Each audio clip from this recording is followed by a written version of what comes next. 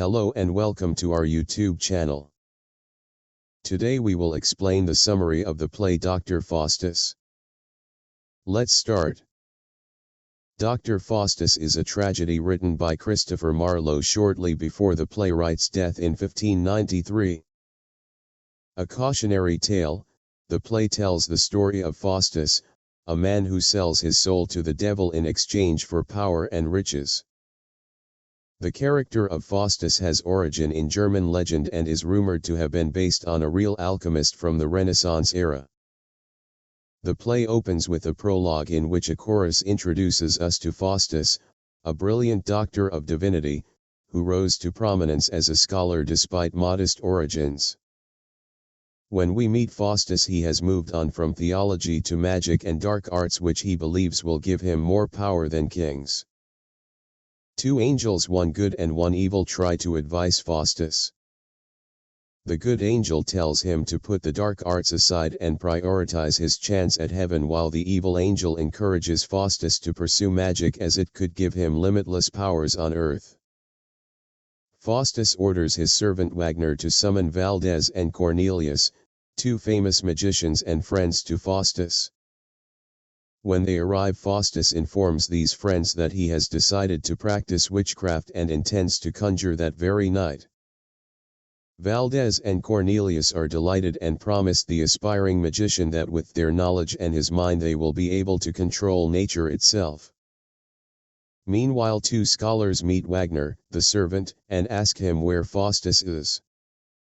Wagner informs them that his master is with Valdez and Cornelius. The scholars are concerned and decide to inform the clergy. That night, Faustus summons Mephistopheles, a devil from hell. At first, Mephistopheles' form is too ugly for Faustus to bear, so he asks the demon to transform into the shape of a friar instead. Faustus then commands Mephistopheles to be his servant, but the devil explains that only Lucifer can be his master. Faustus is intrigued and orders Mephistopheles to tell Lucifer he would like to sell his soul in exchange for 24 years of magical powers. Mephistopheles asks Faustus to seal the deal by signing a contract with his own blood. Faustus agrees, but when he cuts his arm to sign it, the wound is divinely healed and signs the contract. After finalizing his deal with the devil, Faustus asks Mephistopheles several questions about heaven, hell, and God, but he is dissatisfied with the demon's answers. Encouraged by the good angel to repent, Faustus wishes he could, but worries that it's too late.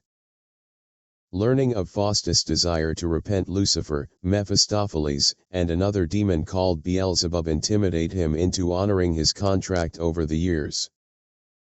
Faustus travels far and wide, earning riches and acclaim.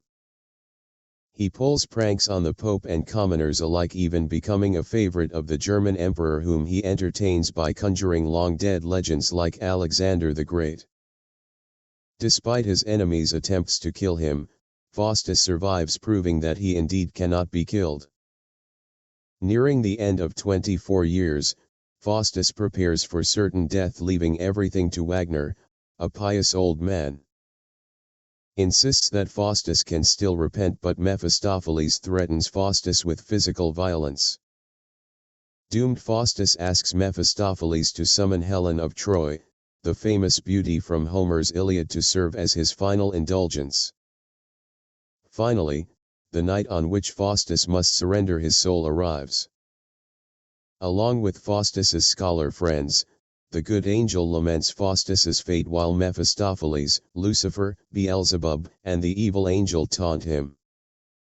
The gates of hell open, and despite Faustus's pleading, the devils drag him into the abyss.